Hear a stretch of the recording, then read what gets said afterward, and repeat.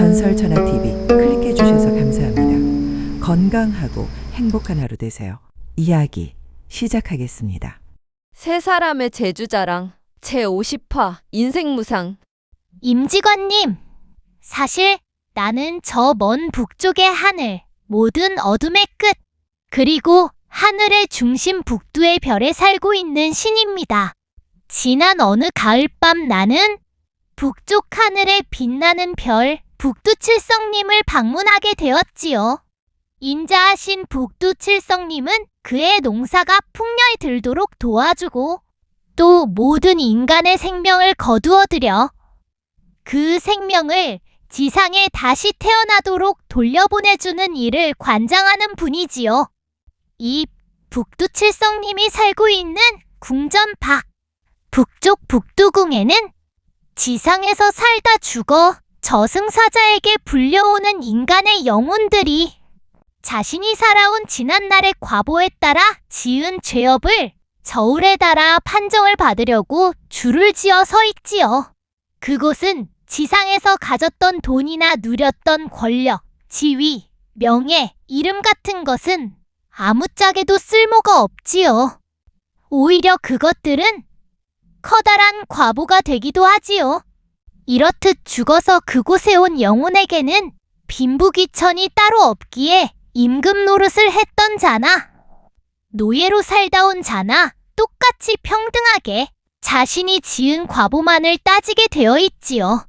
가운데 염라대왕이 앉아있는 궁성 안 수많은 판정관들 앞에 불려온 인간의 영혼들은 지상에서 자신이 살다 온 지난날의 과보를 낱낱이 밝혀 들여다보고는 울부짖는 자, 괴로워하는 자, 뉘우치며 후회하는 자, 환희에 차 있는 자, 묵상하는 자 등 여러 다양한 인간들의 군상을 거기서 다 만날 수 있지요. 남문 밖에는 수행과 선행으로 모든 악업을 끊어버리고 다시 지상에 태어나는 고통을 끊어버린 현자의 영혼들이 평화롭게 살고 있는 아름다운 신성궁이 있고 서문 밖 음산한 지옥궁에는 지상에 다시 태어나지도 못할 만큼 크나큰 죄업을 저지른 극악무도한 영혼들이 영원히 사라지지 않는 고통의 극형을 받는 처참한 모습을 볼 수 있지요. 그리고 동문 밖 칠성궁에는 자신이 지은 꽈보에 따라 그 죄업의 굴레를 온몸에 칡넝쿨처럼 치렁치렁 올가 묶고 다시 새 생명을 받아 지상으로 내려가 살 것을 기다리는 인간의 영혼들이 줄을 지어 서 있지요. 그 사이사이 남문 밖 신성궁에 사는 현자들의 영혼도 보이지요. 그들 현자들은 탐욕과 어리석음에 빠져 숱한 죄를 저지르면서 인생무상의 진실을 깨닫지 못하고 노병사의 고통 속에 헤매고 사는 지상의 인간들을 구제할 서원을 세운 위대한 분들이지요. 그분들이 지상에 함께 태어나서 인생의 아름다운 빛이 되어 살신성이 나는 성현의 길을 밝혀 고통 중에 헤매고 사는 불쌍한 무딘간들에게 선행의 진리를 실천하고 가르치면서 어두운 인간의 마음을 밝혀 제도하는 것이지요.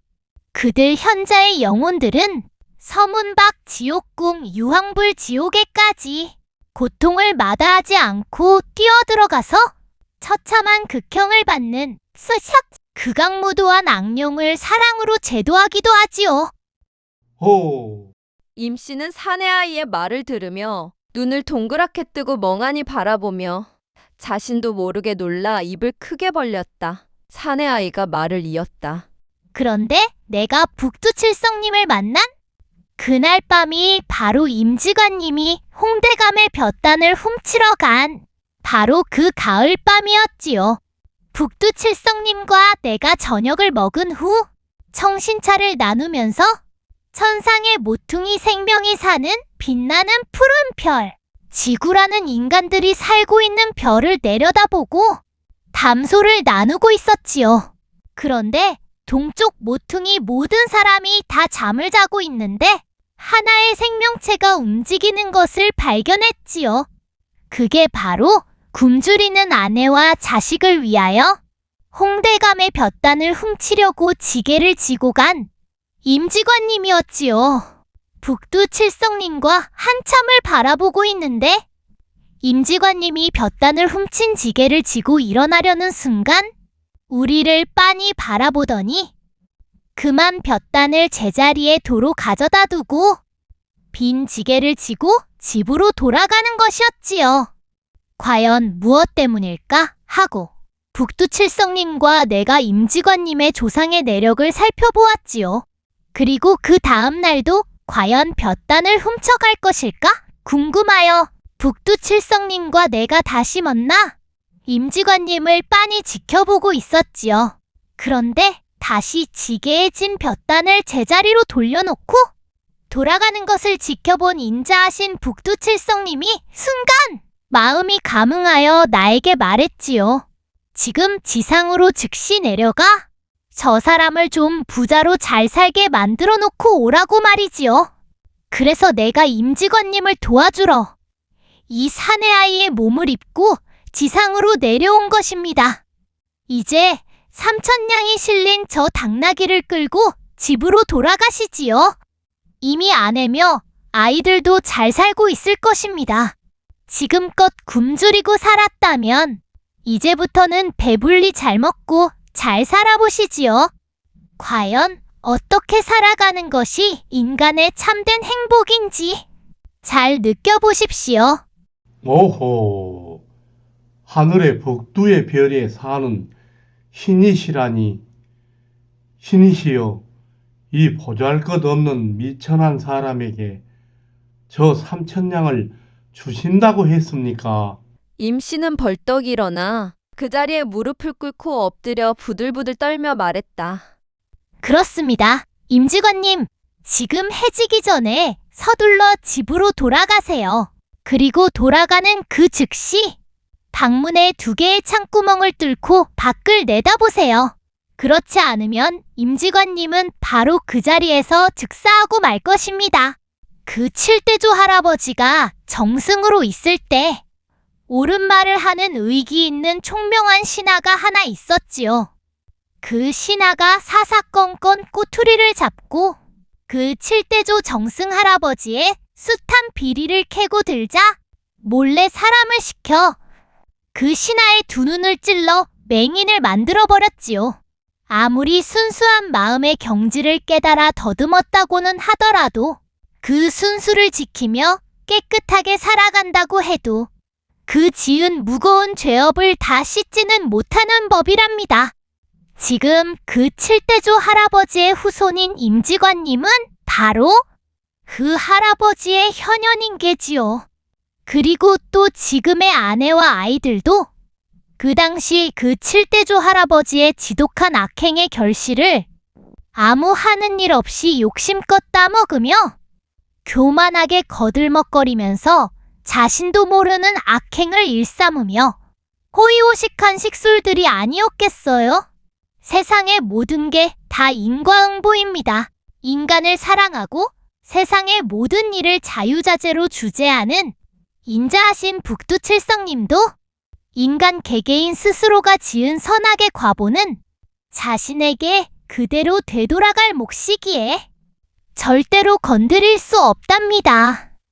이 척박한 세상의 밭에 떨어진 외롭고 고단한 인생을 열심히 일구어 착한 선행의 나무를 심은 자는 반드시 선이라는 과실을 따게 될 것이고 악행을 저질러 악행의 나무를 심은 자는 반드시 악의 과실을 따게 되는 법입니다. 그 과실을 따드릴 자는 다름 아닌 그 당사자나 함께한 후손이 되겠지요. 임직원님, 나는 떠납니다. 자, 남은 인생 잘 살아보시지요. 그 말을 마친 사내 아이가 임씨의 눈앞에서 온데 간데 없이 번쩍 사라져버렸다. 저 먼 북녘 하늘에 사시는 북두의 신이시라. 도대체 이게 꿈인가 생시인가? 세상에 이런 일도 다 있단 말인가?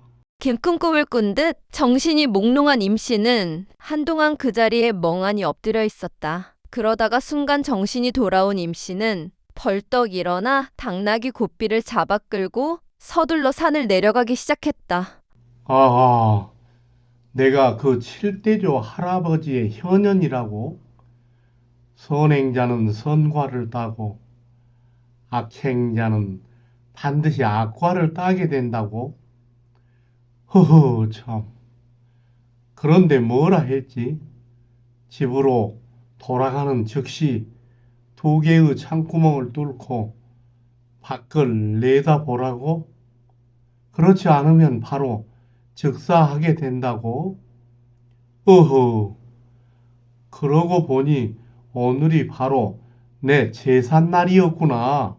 임 씨는 허겁지겁 당나귀 고삐를 잡고 발길을 급히 재촉했다. 해지기 전에 어서 집에 당도해야 했다. 돌부리에 발이 자꾸 걸리는 험한 산길 바위고개를 넘어 내려오자 곧 평탄한 산길이었다. 산길 옆으로 밋밋한 소나무들이 줄을 지어 서 있었다. 마음이 바쁜 임 씨는 이마에 주르륵 흘러내리는 땀방울을 훔치며 달리듯 당나귀보다 더 앞서 걸으면서 어허! 이놈 어서 가자고 어르면서 고삐를 팽팽히 잡아 끌어당겼다.